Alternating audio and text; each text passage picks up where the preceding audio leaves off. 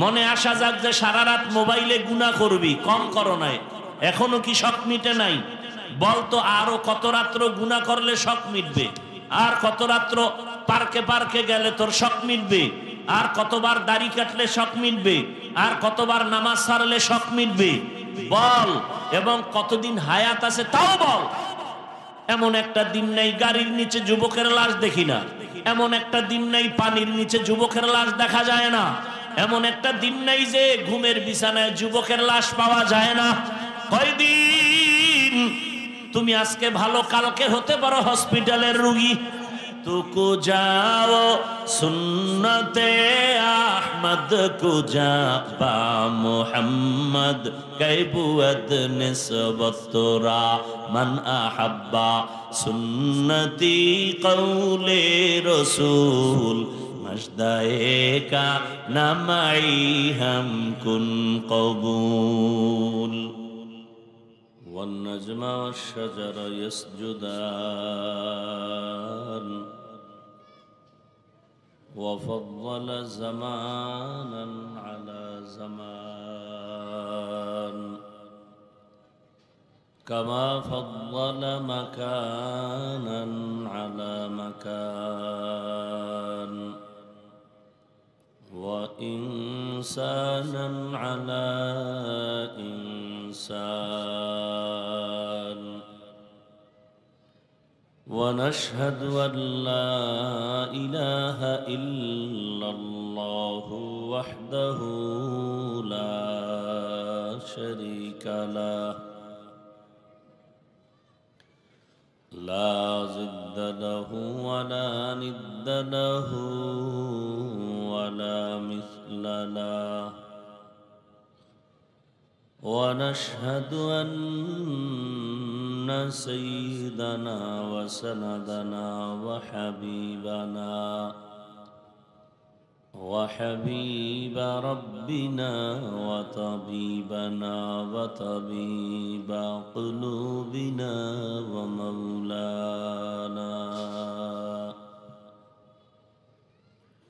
ومولانا محمدا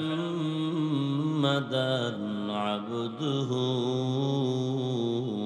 ورسوله اللهم صل على محمد النبي الأمي وعلى آله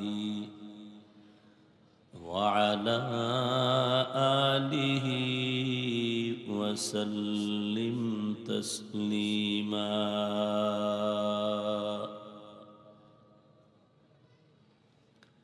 وبعد فأعوذ بالله من الشيطان الرجيم بسم الله الرحمن الرحيم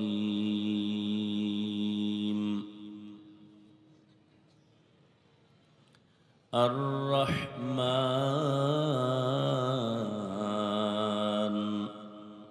علم القرآن خلق الإنسان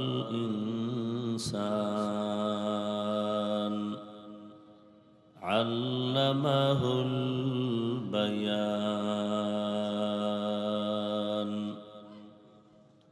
وقال رسول الله صلى الله عليه وآله وسلم خيركم من تعلم القرآن وعلمه صدق الله مولانا العظيم وصدق رسوله النبي الأمي الكريم ونحن على ذلك من الشاهدين والشاكرين والذاكرين والحمد لله رب العالمين سبحانك لا علم لنا إلا ما علمتنا إنك أنت العليم الحكيم رب اشرح لي صدري ويسر لي أمري واحلل عقدة من لساني يفقه قولي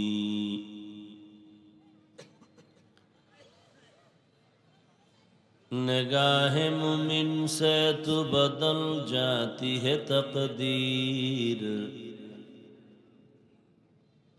निगाह मुमिन से तो बदल जाती है तकदीर ये बंदा की कुव्वत नहीं कुदरत का इशारा ये बंदा की कुव्वत नहीं कुदरत का इशारा ऐ मर्द खिरद तर्क मासी की जरूरत ऐ मर्द खिरद तर्क मासी की जरूरत अब सोहबत सालेह की सवा कोई नहीं चारा अब सोहबत सालेह की सवा कोई नहीं चारा मरदूद है पीछे हमें खबर नहीं लेकिन मरदूद है पीछे हमें खबर नहीं लेकिन एक वक्त में हालाक जो अमाल है सारा एक वक्त में हालाक जो अमाल है सारा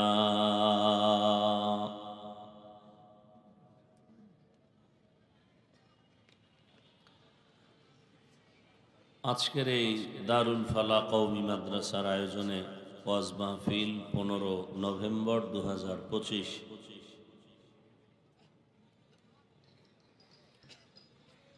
সভাপতি আলহাজ জয়নাল আবেদিন রিজভী সাহেব প্রধান অতিথি অধ্যাপক ডাক্তার এস.এম. রফিকুল ইসলাম বাচ্চু সাহেব সহ অন্যান্য অতিথিবৃন্দ হযরত উলামায়ে কেরাম এলাকার বিভিন্ন স্থান থেকে আগত আল্লাহ পাকের আশিকিন জাকিরিন শাকিরিন মুহিব্বিন মুরব্বিয়ানে আযম কলিজার টুকরা আমার সমবয়সী যুবক বন্ধুগণ স্নেহের ছোট ভাই পর্দার আড়ালে মাইকের আওয়াজ শ্রবণরতা সম্মানিত মা ও বোনেরা আল্লাহ পাকের দরবারে শুকর যে আল্লাহ আমাদেরকে সুস্থ রেখেছেন আলহামদুলিল্লাহ জীবনের এক অমূল্য সম্পদ আমাদের সুস্থতা টাকা পয়সা বাড়ি গাড়ি সব আছে কিন্তু আপনি আমি অসুস্থ হয়ে জীবনের কোনো মূল্য টাকা পয়সা বাড়ি গাড়ি তেমন নাই কিন্তু আপনি আমি সুস্থ আমাদের মতো শান্তির জীবনে আর কেউ আমি যে আয়াত পড়েছি আয়াতের মূল বিষয় হলো আল্লাহর কাছে মানুষ কারা কারা জান্নাত পাবে সব মানুষ জান্নাত পাবে না আসলে যারা মানুষ তারা জান্নাত পাবে সেই আসল মানুষ কারা এই আয়াতের মধ্যে সে বয়ান তরজমাটা বলি এরপরে 10-15 মিনিট আমি ব্যাখ্যা করে বিদায় নিব যেহেতু আমার আরেক জায়গায় প্রোগ্রাম আপনার ভালোবাসা নিয়ে আরেক জায়গার বরদোয়া নিয়ে কোনো নেওয়ার যৌক্তিকতা আমার নেই আল্লাহ পাক শেষ পর্যন্ত মাহফিল কবুল করেন আল্লাহ বলেন আর রহমানু আল্লামাল কুরআন খালাকাল ইনসান আল্লামাহুল বায়ান রহমান হলেন তিনি কোরআন শিক্ষা দিলেন যিনি মানুষ সৃষ্টি করলেন যিনি বয়ান শিক্ষা দিলেন যিনি নবীজি বলেন খায়রুকুম মান তাআল্লামাল কুরআন ওয়া আল্লামা জমিনের মধ্যে যারা কোরআন শিখবে অন্যকে কোরআনুল কারীম শিক্ষা প্রদান করবে তাদের মতো দামি শ্রেষ্ঠ কেউ নাই ডাইরেক্ট কোরআন শিখা আলিফ বা তা সা শিখাইতেছি এটাও শ্রেষ্ঠ আবার আমরা যারা ব্যাখ্যা শিখাইতেছি বয়ানের দ্বারা এটাও সেই শ্রেষ্ঠ মজলিস আবার কোরআন বুঝার জন্য আমরা অন্য কিতাব পড়ি 16 বছর, 15 বছর, 20 বছর। এগুলো এই জন্য এদেরকে বলা হয় তালিবুল ইলম। আর তালিবুল ইলম যারা, আল্লাহর কোরআনের ইলম তালাশ করে যারা, এদের দাম কত? বলে এরা যখন জমিনে পদাচারণ করেন, এদের কদমের নিচে ফেরেশতারা নূরের পাখা বিছায় দেন। গর্তের পিপিলিকা এদের জন্য দোয়া করে, সমুদ্রের প্রাণীরা এদের জন্য দোয়া করে। হাত্তাল হাইতানু ফিল মা। কার জন্য দোয়া করে? যে আল্লাহর কোরআনকে ধারণ করে। শুধু তাই না, আমি কোরআন পড়ি, আপনাকে পড়াই। এখানে যারা সহযোগিতা করবে, টাকা দিয়ে হোক, পরামর্শ দিয়ে হোক, আমি আলেম হইয়া যে বরকত পাবো, সম্মান পাবো, পুরস্কার পাবো, আমাকে সহযোগিতা যারা করবে, আল্লাহ তাদেরকেও সে পুরস্কার দান করবে।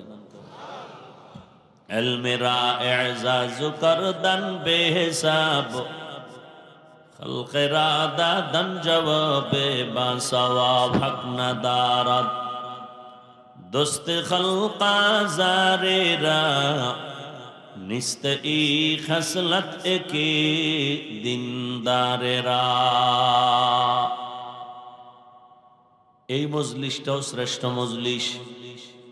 এত শ্রেষ্ঠত্বের কারণ কি? বলে শ্রেষ্ঠত্ব জিনিস এখানে পাওয়া গেল। জমিনের মধ্যে দুইটা জিনিস বড় দামি, আল্লাহর দেওয়া কিতাব আর আল্লাহর দেওয়া ব্যক্তি।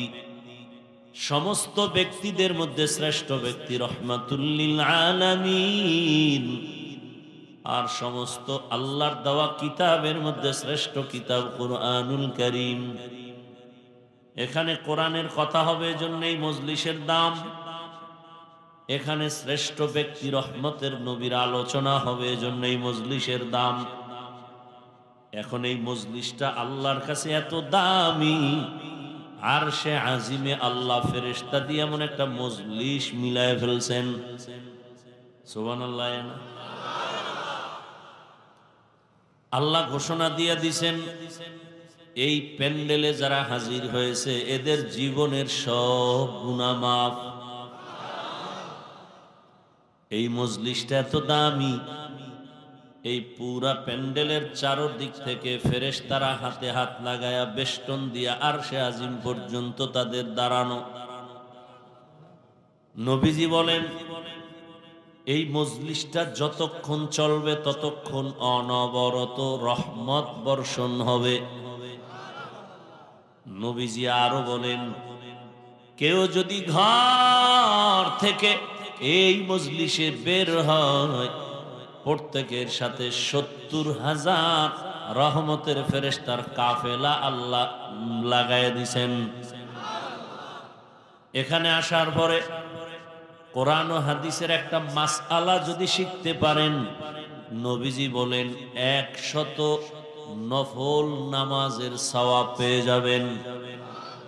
যদি এখানে বসে আহলে হক উলামাদের বয়ান শুনে অনেকগুলো মাসআলা শিখতে পারেন, ১০০০ রাকাত নফল নামাজের সওয়াব পেয়ে যাবেন। আরো মজার কথা, এখান থেকে যখন আপনারা, নবী বলেন, তওবা করে বিদায় নিবেন, মায়ের গর্ভ থেকে বাচ্চা যেমন নিষ্পাপ দুনিয়াতে আগমন করেন, এই কোরআনের বাগান থেকে প্রত্যেকটা মানুষ গুনাহমুক্ত নিষ্পাপ হয়ে বাড়ির দরওয়াজায় ফিরে যাবেন। তওবা করিয়া বিদায় হতে হবে, তওবা ছাড়া না। কেউ যদি তওবা করে মোনাজাত দিয়া বিদায় হয়, আল্লাহ না করুন রাস্তার মাঝে যদি কোনো দুর্ঘটনা হয়, আল্লাহ তাকে শাহাদাতের মর্যাদা দিয়া জান্নাত দিয়ে দিবেন।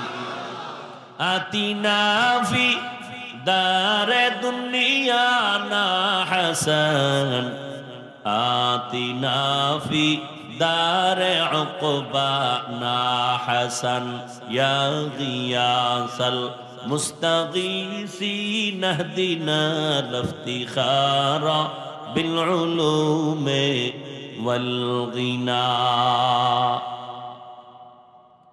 তো শ্রেষ্ঠ মজলিসে আল্লাহ আমাদের কবুল করেছেন। আর একবার বলেন আলহামদুলিল্লাহ।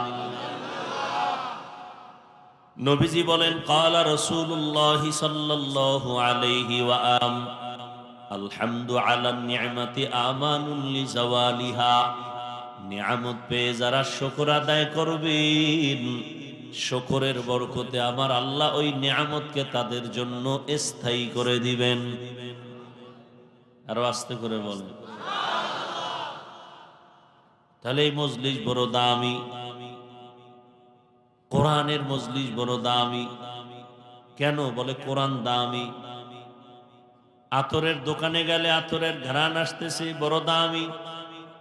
কোরআনের বাগানে আসার কারণে স্পষ্ট রসুলের হাদিস। অনেকে কিন্তু বয়ানের নিয়তেও আসে না, এমনও আছে শুনছে ওখানে মাইকের আওয়াজ কেন, হঠাৎ করে ভালো লাগছে এসে দাঁড়ায় রইছে। আল্লাহ কয় ফেরেশতা অনেকেই তো বয়ানে আসছে, কিন্তু ওই বান্দা তো বয়ানের নিয়তে আসে নাই। তোমরা জানোনি? ফেরেশতারা বলেন ও আল্লাহ, যেই বান্দা বয়ান শোনার নিয়তে আসে নাই এর হালাত কি, এর মর্যাদা কি পাবে? বলে যারা বয়ানের নিয়তে আসছেন, যারা বয়ানের নিয়তে না আসিয়াও দাঁড়ায় গেছে, আমি আল্লাহ এদের সাথে তাকেও মাফ করে দিলাম। ধানের সাথে সিটা যেমন এক দামে বিক্রি হয়, ঠিক তেমনি ভাবে নেককারদের সাথে গুনাহগারেরাও আল্লাহর কাছে নাজাত পেয়ে যাবে। এবার আসেন হাদিসের উপরে কথা, সময় সংক্ষিপ্ত, আয়াত নিয়ে কথা বলি। আল্লাহ বলেন আর রহমান, রহমান হলেন তিনি, আল্লামাল কোরআন, কোরআন শিক্ষা দিলেন যিনি। রহমান হলেন তিনি, খালাকাল ইনসান, মানুষ সৃষ্টি করলেন যিনি। এখান থেকে একটা পয়েন্ট খেয়াল করেন, আল্লাহ বলতে গিয়ে ধারাবাহিক বললেন আমি এমন রহমান, কোরআন শিখাইয়া মানুষ সৃষ্টি করেছি।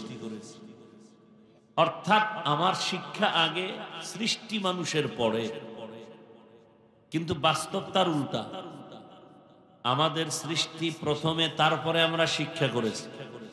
তাহলে কেমন হবে?